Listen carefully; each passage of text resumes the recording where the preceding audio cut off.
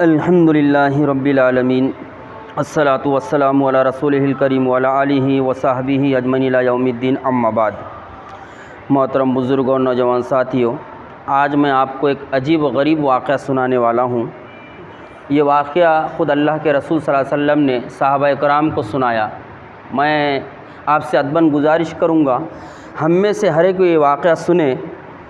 کبھی ایسا ہوتا ہے، کئی دفعہ ہمارے سننے میں آتا ہے کہ فلاں شخص تھا جو پہلے اللہ کے راستے میں بہت مال خرچ کرتا تھا، صدقہ و خیرات کرتا تھا، اللہ کے دین کی سربلندی کے لیے بہت زیادہ روپیہ پیسہ خرچ کرتا تھا، لیکن اچانک لوگ اس کو بدگمان کر دیتے ہیں یا اس کا دل کسی وجہ سے ٹوٹ جاتا ہے، وہ اللہ کے راستے میں مال خرچ کرنا بند کر دیتا ہے۔ اور آج تو نکڑ پر بدگمانی پیدا کرنے والے پیدا ہو گئے ہیں۔ اس وجہ سے اس واقعے کا سننا بہت زیادہ ضروری ہے، اور اس واقعے میں ہمیں یہ بتایا گیا ہے، سمجھایا گیا ہے کہ جو صحیح نیت کے ساتھ کوئی بھی عمل کرتا ہے، اللہ رب العالمین اس کے عمل کو اور اس کے اجر کو کبھی ضائع نہیں کرتا۔ آئیے ہم یہ واقعہ سنتے ہیں، اللہ کے رسول صلی اللہ علیہ وسلم نے اس واقعے میں کیا بات بتائی ہے اور سمجھائی ہے۔ اس واقعے کے راوی حضرت ابو ہریرہ رضی اللہ تعالیٰ نے اللہ کے رسول صلی اللہ علیہ وسلم نے ایک آدمی کا واقعہ بیان فرمایا، اور اللہ کے رسول نے فرمایا یہ آدمی پچھلی امتوں میں سے تھا، یعنی بنی اسرائیل میں سے تھا۔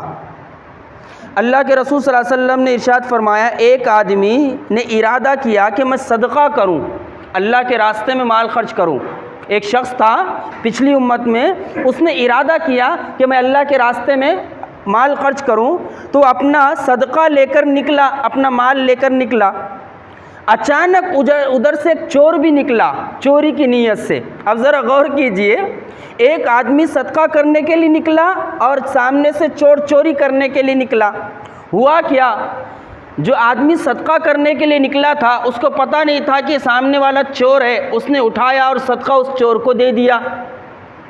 جب صبح ہوئی، رات کا وقت تھا، جب صبح ہوئی تو لوگ کہنے لگے، ارے رات میں ایک چور کو فلاں شخص نے صدقہ دے دیا، چور کو دے دیا گیا صدقہ۔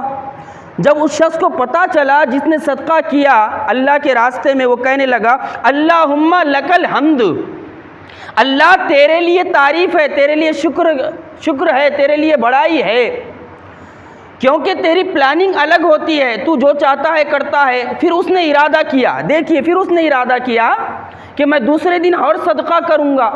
وہ دوسرے دن کیا کرا، صدقہ لے کر نکلا۔ ایسے ہی رات کے وقت صدقہ لے کر نکلا، راستے میں ایک عورت زانیہ مل گئی، اس کو زانیہ عورت مل گئی، بدکار عورت مل گئی۔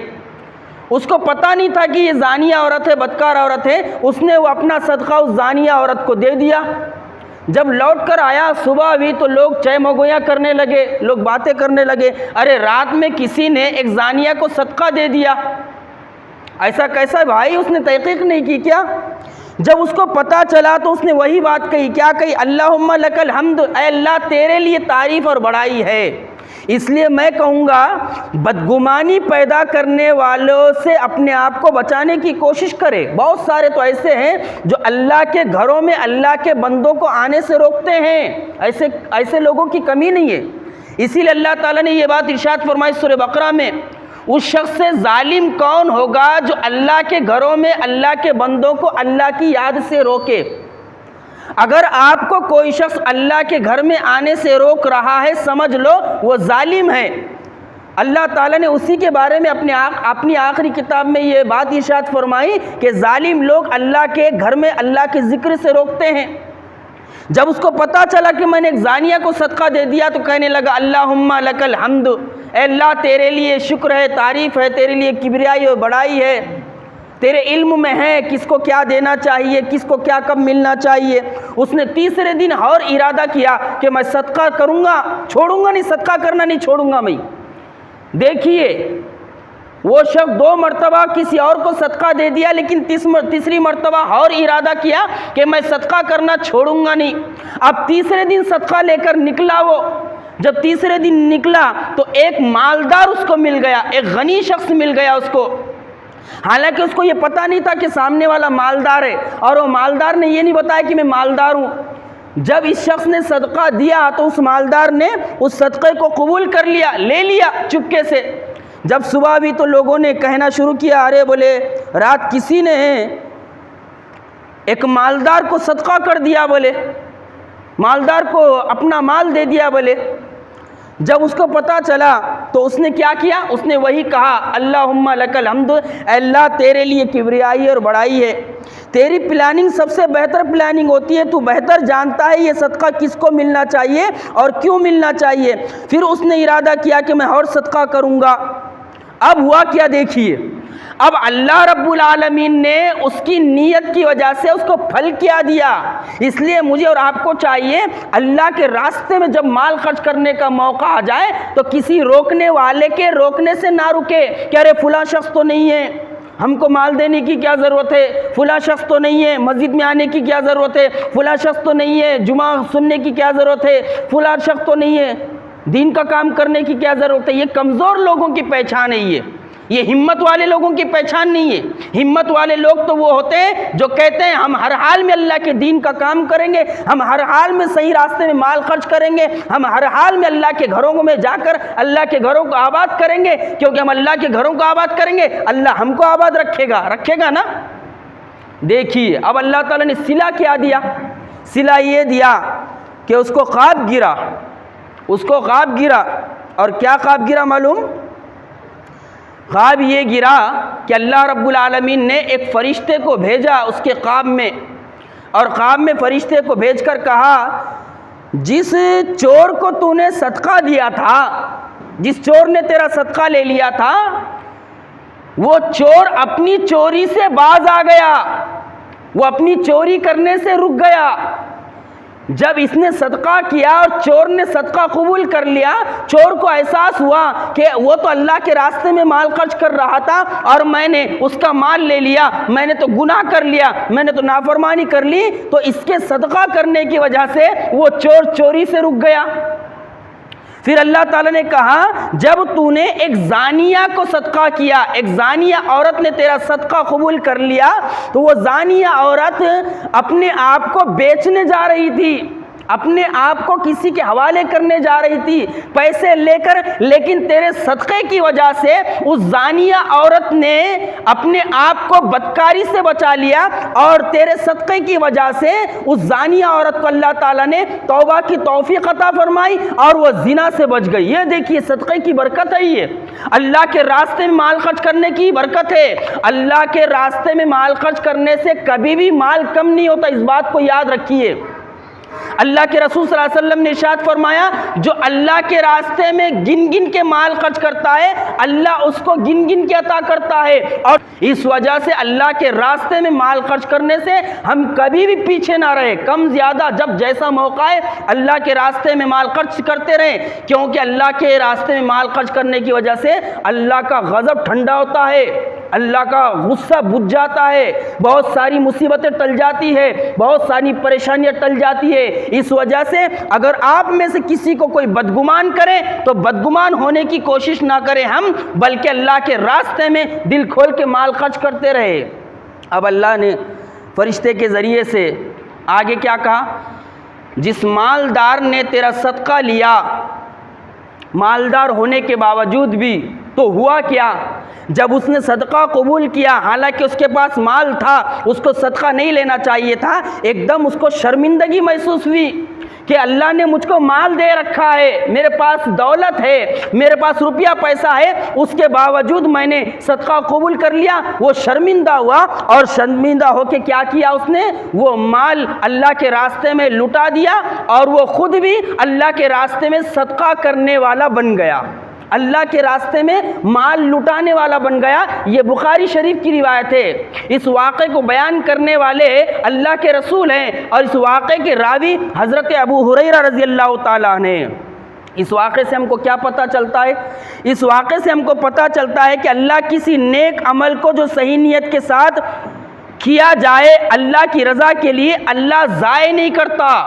اگر انسان کی نیت صحیح ہے تو چھوٹا عمل بھی اس کو بڑا اجر دلا سکتا ہے، بڑا جو ہے اللہ تعالیٰ کا انعام دلا سکتا ہے۔ اس لیے مجھے اور آپ کو چاہیے کسی بھی نیک عمل کو حقیر نہ جانے، اور جب بھی نیکی کرنے کا موقع آ جائے ہم نیکی کر گزرنے کی کوشش کریں۔ یہ نہ دیکھیں کہ فلاں کر رہا کہ نہیں کر رہا، فلاں آ رہا کہ نہیں آ رہا، فلاں نیک کام کر رہا کہ نہیں کر رہا، ہم دوسروں کو نہ دیکھیں، بلکہ مجھے اور آپ کو نیک کام کرنے کا موقع آ جائے اللہ کی رضا کے لیے نیک کام کریں، کیونکہ اللہ تعالیٰ نیک کام کرنے والوں کے اجر کو ضائع نہیں کرتا۔ آخری میں ایک آیت سن لیجئے قرآن مجید کی، جس سے ہم کو پتہ چل جائے گا وَمَا تُنْفِقُوا مِنْ خَيْرٍ يُوَفَّى إِلَيْكُمْ وَأَنْتُمْ لَا تُظْلَمُونَ۔ جو کچھ تم کرتے ہو یعنی جو کچھ تم اللہ کے راستے میں مال خرچ کرتے ہو اس کا تم کو پورا پورا بدلہ دیا جائے گا، اور تمہارے ساتھ ناانصافی نہ کی جائے گی۔ اللہ تعالیٰ اپنی آخری کتاب میں بیان فرما رہا ہے کہ دیکھو اگر تم اللہ کے راستے میں 1 روپیہ اللہ کی رضا کے لیے خرچ کرو گے تو اللہ تعالیٰ پورا پورا بدلہ آخرت میں دے گا، اور اللہ تعالیٰ نے تم کو زیادہ مال دے رکھا ہے۔ اگر تم اللہ کی رضا کے لیے خرچ کرو گے تو کیا ہوگا؟ اس کے ذریعے سے تمہاری زندگی میں خیر آئے گا، اور اس کے ذریعے سے اللہ تعالیٰ بہت سارے بندوں کو ہدایت بھی دے سکتا ہے، جس طرح یہ واقعہ بتا رہا ہے ہم کو۔ اس لیے ہمیں بدگمانی سے بچنا چاہیے، اور اس واقعے سے نصیحت حاصل کرنا چاہیے، اور اپنے مال کو اللہ کی رضا کے لیے جب جیسا موقع آئے دونوں ہاتھوں سے لٹانا چاہیے۔ اللہ کے دین کی سربلندی کے لیے، اللہ کے دین کی اونچائی کے لیے ہمیں پیچھے نہیں رہنا چاہیے۔ نماز کا وقت ہے، آگے اللہ کے گھر میں، جمعے کا وقت ہے، اذان ہو گئی، کاروبار چھوڑ دیے، اللہ کے گھر میں پہنچ گئے۔ اللہ کے دین کی سربلندی کے لیے اعلان ہوا، جیسے اللہ کے رسول اعلان کرتے تھے، آج جانوں کے ساتھ مالوں کی ضرورت ہے، میرے اور آپ کے پاس جو کچھ ہے ہم اللہ کی رضا کے لیے خرچ کریں، انشاءاللہ تعالی اللہ ہمیں دنیا اور آخرت میں اس کا بہترین بدلہ عطا فرمائے گا۔ اللہ رب العالمین سے دعا ہے کہ اللہ رب العالمین اس واقعے کے ذریعے سے ہم کو نصیحت حاصل کرنے کی توفیق عطا فرمائے، ہر نیکی کا کام صرف اللہ کی رضا کے لیے کرنے کی توفیق عطا فرمائے، نیکی کے معاملے میں اللہ رب العالمین ہمیں پیچھے نہ رہنے کی توفیق عطا فرمائے، اور نیکیوں میں ہمیں سبقت کرنے کی توفیق عطا فرمائے۔ اللہ رب العالمین سے دعا ہے کہ اللہ رب العالمین ہمیں جب تک زندہ رکھے اسلام پر، توحید پر، ایمان پر زندہ رکھ، اور جب موت دے تو ایمان پر، اسلام پر، توحید پر موت دے۔ ربنا لا تزغ قلوبنا بعد إذ هديتنا وهب لنا من لدنك رحمة إنك أنت الوهاب ربنا لا تؤاخذنا إن نسينا وأخطأنا ربنا ولا تحمل علينا إصرا كما حملته على الذين من قبلنا ربنا ولا تحملنا ما لا طاقة لنا به واعف عنا واغفر لنا وارحمنا أنت مولانا فانصرنا على القوم الكافرين اللهم اهدنا الصراط المستقيم ربي اجعلني مقيم الصلاة ومن ذريتي ربنا وتقبل دعاء ربي ارحمهما كما ربياني صغيرا ربي ارحمهما كما ربياني صغيرا اللهم من أحييته منا فأحيه على الإسلام ومن توفيته منا فتوفوا على الإيمان اللهم اغفر لنا وللمؤمنين والمؤمنات والمسلمين والمسلمات الأحياء منهم والأموات إنك سميع مجيب الدعوات برحمتك يا أرحم الراحمين۔